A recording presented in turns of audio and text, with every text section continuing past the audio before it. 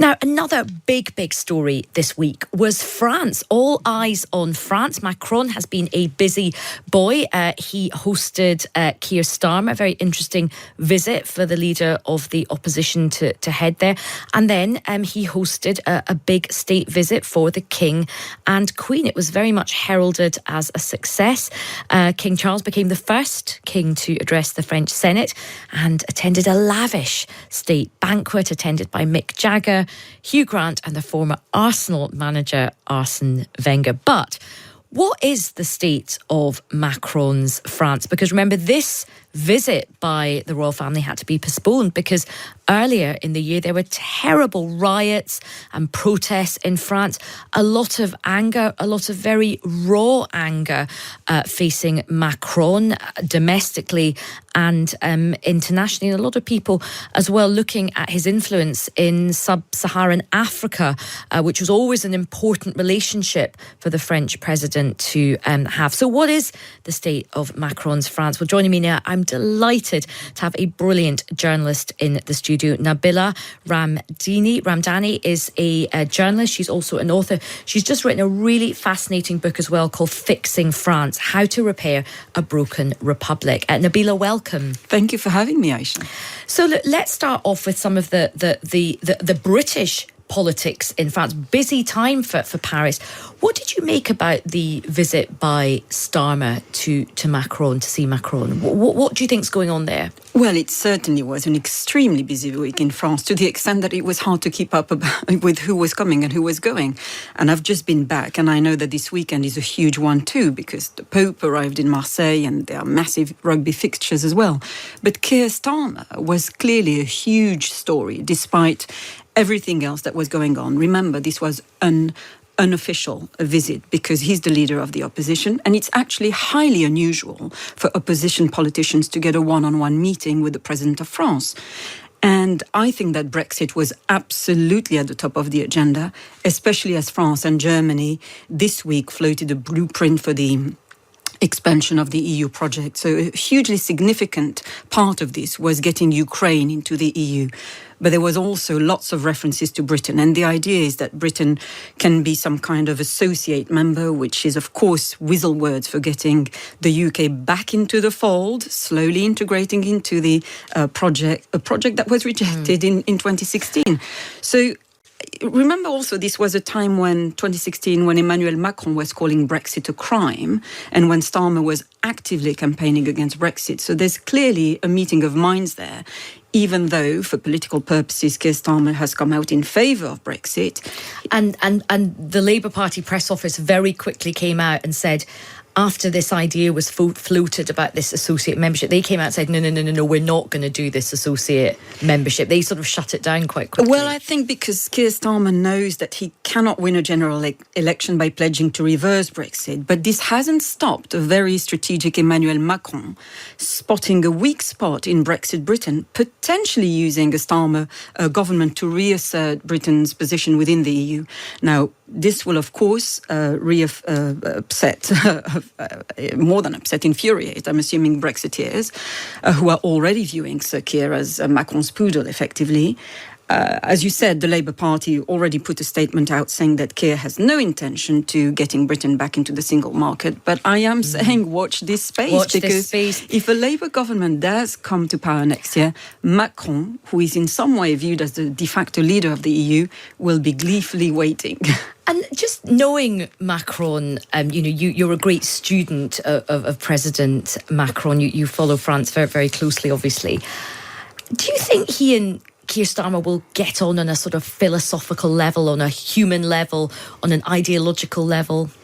I think so. I think, Macron, if he, let's be honest, he was elected president of France purely by chance at a moment when the Socialist Party was completely disintegrating following President Hollande's disastrous one term in office. The conservative Gaullist Party was exploding with all sorts of allegations of sleaze against Nicolas Sarkozy, against Fillon, who has been criminalized since. And if it wasn't for that bit of luck, if you like, Macron being elected president, he would have ended up as a technocrat in the EU. He very much fancies, EU politics. And I think Keir Starmer also views fundamentally Britain's place within the EU project and within the European Union as a whole. And I think ideologically they do get on. They are very much aligned politically. And that's why that visit was symbolic. Yes. And before we get onto your book, let's quickly talk about the state visit. It was seen as a real success story. Why was it so important for both parties to make that visit and make that visit happen? Well, I think from an establishment point of view, Macron was very keen to have the royals, not least of all because he's a massive fan of the royal family. He had very touching words for the late Queen when she passed, as we all remember. But I think strategically, it was an important visit for him, in the sense that he's an archetypal French president who believes in the majesty of France. And this was a chance to show it off alongside the majesty of the United Kingdom. And in this sense, it absolutely worked. And let's not forget that there's a huge interest in France in the British royal family. The French media gave wall-to-wall coverage to the visit. They were on the front pages of newspapers, magazines, on live television channels. And there's a huge respect for the British royals, despite the fact that the French beheaded their own monarchs. So perhaps there's some guilt trip going on, but there's certainly a lot of affection for the British royals. I follow them around. I followed the King and the Queen around, and lots of people were chanting, long live the King, long live the Queen, at any opportunity. I even managed to shake His Majesty's hand. Wow. When I said to him, welcome to my home city. Grip? Was it a good firm grip, would you say? It was very, very proper. I said to him, welcome to my home city, Your Majesty. And he replied, merci, merci. I was very touched by that. And a lot of French people were certainly moved by the visit. And the timing, of course, of the visit, very symbolic and important as well. We have just marked the anniversary of the passing of the late Queen, which was a very huge moment. And this is the first big international trip that King Charles has done. So the fact that France was chosen is important. And as you says, it does show that there is this kind of close relationship, even though politically things have been, let's say, a bit chilly over the last few years.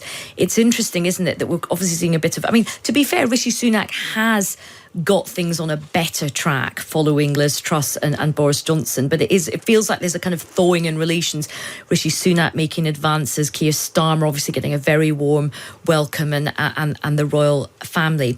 But look, Nabila, let's move now onto your book, because it is a fascinating book. Your book is called Fixing France: How to Repair a Broken Republic. Now, progressives in this country often hold Macron aloft as this example of an absolute beacon of brilliant progressive politics. He's doing marvellously. He's great. France is great. Much better than Britain. You've got a slightly different take on that. I do, because some people, including myself, would argue that the institution that replaced the French king is a quasi-monarch. And there is certainly some truth in that. The President of the Republic has always been a man, and he has an enormous amount of power, as well as multiple palaces and a huge security state looking after him. And Emmanuel Macron is in particular, he's often accused of acting like a monarch, not least of all because he prefers to govern by decree rather than through parliamentary vote. So he's seen as being arrogant, as being aloof. And I can assure you that there's nothing new about this, as I make clear in my book, which is an analysis of modern France, where France is at in the year 2023. And it looks at the kind of personality who runs France and how its institutions work. It is very much a hard-hitting critique of France. And the book is neatly divided into 10 themes, from politics, social policy, protests, foreign affairs, economic feminism, education. And it shows where France is failing. But it's also a constructive critique, if you like, because it offers solutions to these fundamental fault lines. And one of the major critiques is that, as epitomized by President Macron, French presidents come across as old-style reactionaries who think that the system works well. The reality is that the system only works for the super rich. And in that sense, Macron himself fits in completely in the mold of the Republican monarch model that de Gaulle himself envisaged when he founded the Fifth Republic. And the Versailles banquet that he threw for the actual British monarchs was a prime example of that. So he relished being surrounded by the rich and the famous. And this is instead of being a modern, radical president working for the people. And one of the other aspects that you highlight in your book, which I think is very interesting, particularly in light of some of the protests that we've seen recently in France, is race relations in France. And there's a number of different strands on this. What is your sort of assessment? You make an argument that you feel Britain is faring better in terms of race relations than France is at the moment. Just to tell us a bit about that. Well, very much so, and it has a lot to do with the two countries' colonial history, if you like, which were handled in quite a different manner. The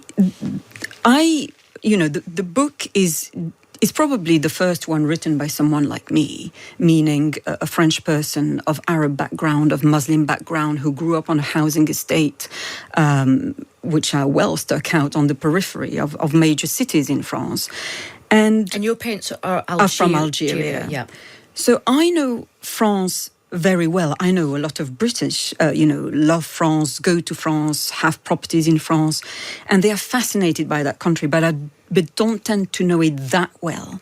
I was born and brought up in France, and I've interviewed through my work as a journalist a lot of establishment figures, but I've also lived and grew up and worked on those council estates, on those banlieues where within disadvantaged ethnic minority communities, which qualifies me perfectly to debunk this Republican myth of liberty, equality and fraternity for all. I can assure you that modern France is only that on paper. And we see it regularly through incidents or worse, like the shooting of the 17-year-old teenager this summer, Nahel Merzouk, French of Algerian background. And this kind of antagonism is constant in France. Let's not also forget that modern France, the makeshift Fifth Republic, if you like, it emerged out of the war of Algeria. So, this complicated relationship with the conditions, the circumstances in which the French Republic was born led to the rise of extremism, an all-powerful president who acts like a monarch, and the rise of far-right party, which is now threatening to deliver a head of state. And it's so fascinating to look at all the political currents in France, because, as you say, Marine Le Pen is sort of waiting in the wings. We've had social unrest as a result of France's policy of almost trying to be colourblind and religion blind and very, very secular, and a lot of social unrest. The Gilets jaunes, we remember from a few years ago as well. Well, Nabila, it's been so interesting speaking to you, and your book is such a fascinating read. If you are interested in French politics, I highly recommend this book, because it's not just all a counsel of despair, but it is quite a kind of honest appraisal of where the politics are, the economics are, the race relations, the social cohesion and the social tensions are. The book is called Fixing France, How to Repair a Broken Republic. Nabila, thank you so much for joining us. Thank you for having me.